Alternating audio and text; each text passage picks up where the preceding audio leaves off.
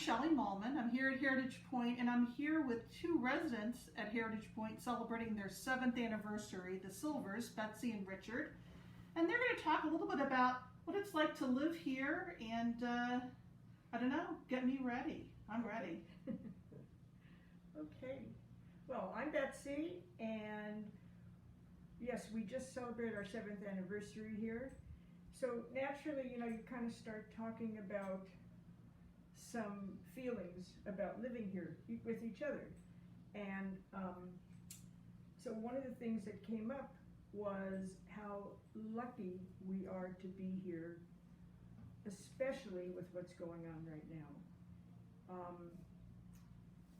We were remembering what we were doing at home in our house in Irvine, and the shopping and having to go out. That would have been really difficult. I don't know what we would have done. I really don't know if we would have ended up being shut in. Our kids are not local, so we wouldn't have been asking them to do things for us. So I'm not quite sure what we would have done. But fortunately, we're here, and I can't tell you how lucky we are. Heritage Pointe really encourages us to not do any shopping, to go to our doctor appointments with their assistants, so they will drive us to doctor appointments. But the idea of them doing our shopping, I was a little bit not believing when they first told us, hey, we're going to do it for you. And I thought, oh, I'm going to hate to ask them. I got to tell you, the one thing about Heritage Pointe is everything is done with a smile, with the nicest people all around. It is such a pleasure.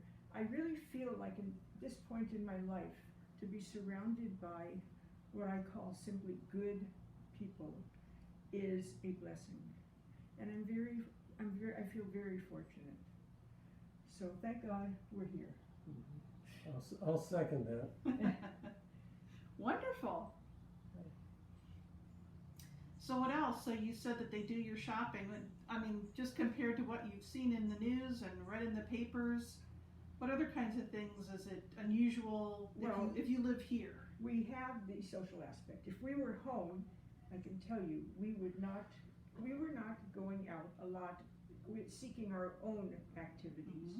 We had a few things that we did, but it was mostly work and synagogue maybe. But being here with all the activities, all the classes, you never get bored, even during these times right now. And we've had to cut back here on activities in order to stay safe. And we're thankful for that. We are so thankful. And we missed some of the stuff that we were going to. Mm-hmm. Very thankful, though, that they have been so vigilant about following guidelines.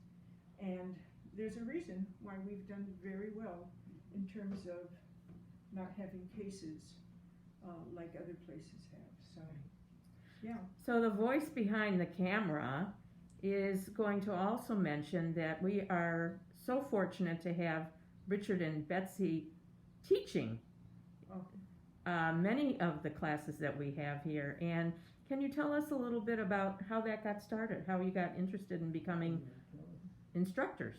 Did you want to? Yeah. Okay. We both were teachers, and Betsy was teaching for several years before we came here. And she was actually still doing substitute teaching once we moved in. And she wanted to continue that.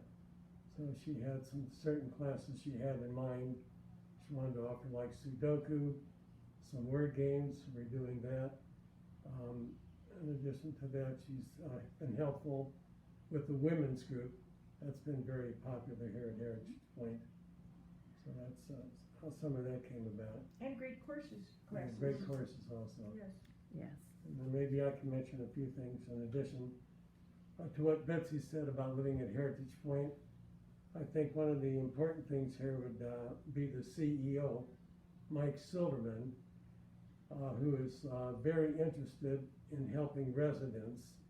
And he often will say at meetings, his motto is, if I can put a smile on your face every day I've done my job. And he's really interested in helping everybody. He's very competent. He has numerous managers, and the good thing about the managers is that he empowers them with autonomy. They can make their own decisions. So residents are encouraged to come to the managers trying to see Mike, and managers have been very helpful. So I think that's been an important part here. Also, I think I need a shout out, let's say, to the donors, especially the family that donated the pavilion, which gets used by the residents. The family donated like $1 million, and the residents didn't have to contribute any of that. And we use it for social gatherings, just to relax in. They've got TVs, a nice lounge area. It's a real nice area to live in.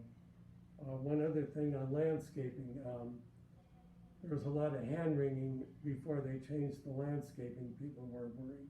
We're going to lose our trees. We're going to lose our grass. It's going to be terrible. They did a very good job on landscaping.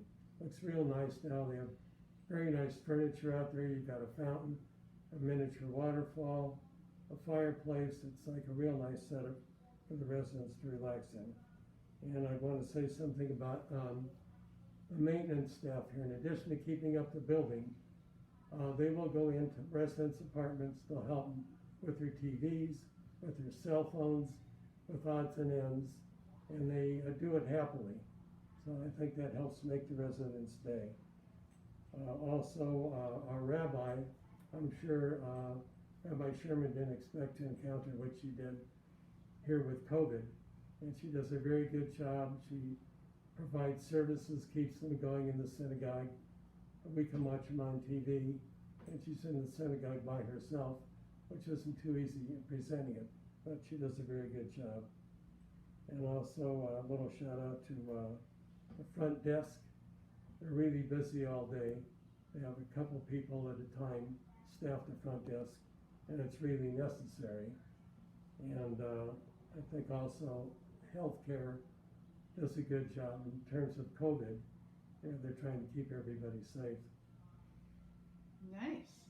Wow. That's a lot. Yeah. It sounds like a fun place to live. I'll be here next I was Thursday. just try sometime. Well, thank you so much, Betsy and Richard, You're and welcome. we appreciate you and all of your kind words for all of our departments. It means a lot, especially during these challenging times. Thank you for the opportunity, Ben. Thank you.